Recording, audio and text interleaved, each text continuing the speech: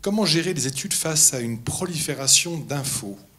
Trop d'infos tue l'info. Alors là, c'est vrai que c'est une vraie question centrale dans notre métier, puisqu'on fait face effectivement à cette prolifération d'infos.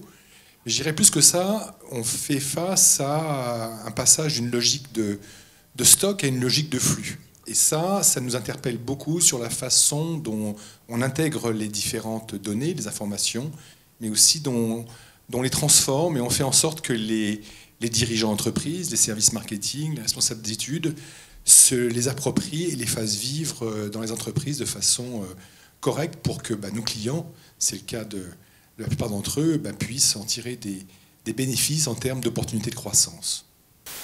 Les marques sont émotionnelles, votre avis?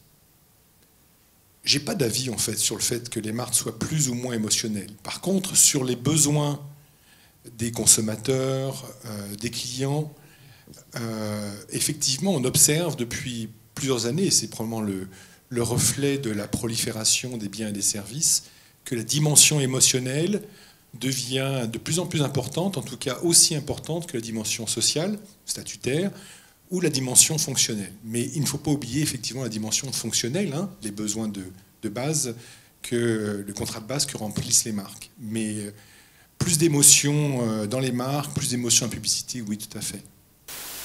Alors pourquoi Marine Le Pen progresse-t-elle plus dans les sondages réalisés sur le net qu'ailleurs? Effectivement, les gens s'expriment plus facilement sur le net. Oui et non. Oui, parce qu'effectivement, il n'y a pas le biais effectivement, de l'enquêteur. On est dans un contexte relativement privé.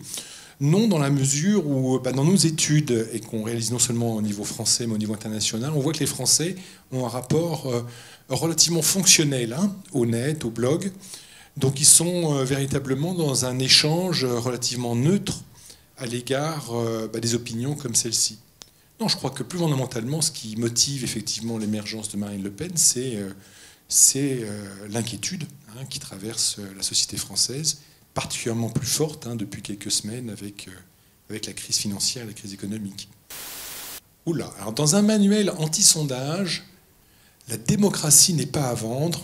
On vous décrit comme des diffuseurs de chiffres sans grande valeur, mais qui participent à une mise en condition et donc à la perversion de la démocratie. Vous êtes un vrai dictateur en fait. Diable. J'aimerais bien, mais non, je pense pas. Non, c'est le vieux débat sur les sondages fabriquant l'opinion ou l'opinion qui est fabriquée par les sondages. Honnêtement, aujourd'hui, on a une société qui est transparente, où l'information circule librement. Les sondages ne sont qu'un instrument parmi d'autres, mais un instrument important néanmoins effectivement, de diffusion de l'opinion. Mais je ne pense pas que cette opinion soit véritablement très pertinente, pour être honnête avec vous.